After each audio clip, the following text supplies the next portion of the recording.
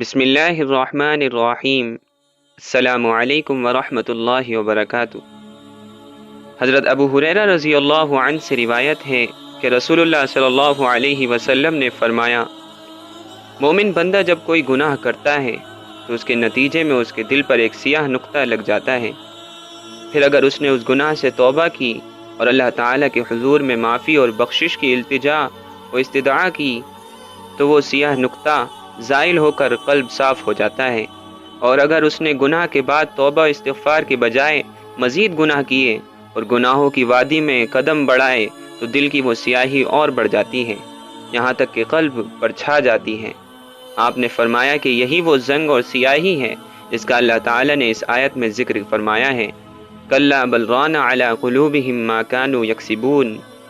اس آیت کا مطلب یہ ہے کہ ان لوگوں کی بد کرداریوں کی وجہ سے ان کے دلوں پر زنگ اور سیاہی آ گئی ہے۔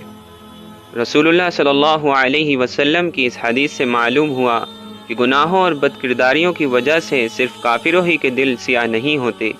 بلکہ مسلمان بھی جب گناہ کرتا ہے تو اس کے دل میں بھی گناہ کی نحوست سے ظلمت پیدا ہوتی ہے، لیکن اگر وہ سچے دل سے توبہ استغفار کر لے تو یہ سیاہی اور ظلمت ختم ہو جاتی ہے اور دل حسب سابق صاف اور نورانی ہو جاتا ہے۔ لیکن اگر گناہ کے بعد توبہ و استغفار نہ کرے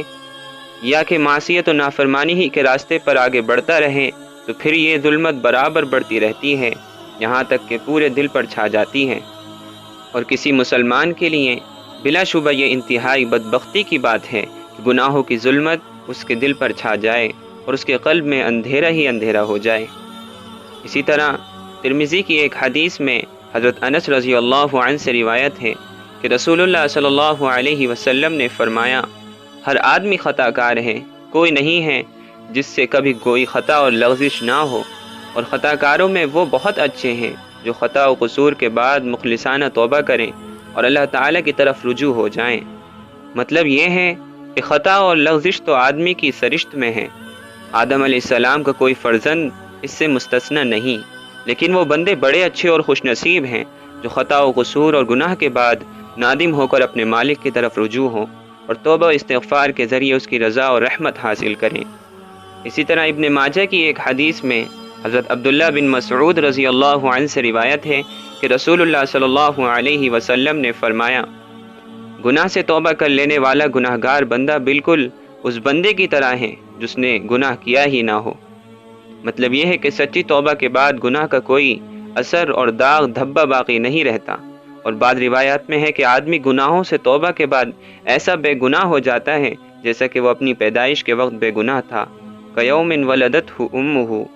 توبہ کا نتیجہ صرف اتنا ہی نہیں ہوتا کہ گناہ معاف ہو جائیں اور معصیات کی ظلمت اور سیاہی کے داغ دھبے مٹا دیے جائیں، بلکہ تائب بندہ اللہ کا محبوب اور پیارا بن جاتا ہے اور اس کی توبہ سے اس کو بے حد خوشی ہوتی ہے۔ اللہ تبارک و تعالی سے دعا ہے کہ وہ ہم سب کو ایسے بندوں میں سے نہ بنائے جو گناہ کرنے کے بعد اس پر اڑ جاتے ہیں،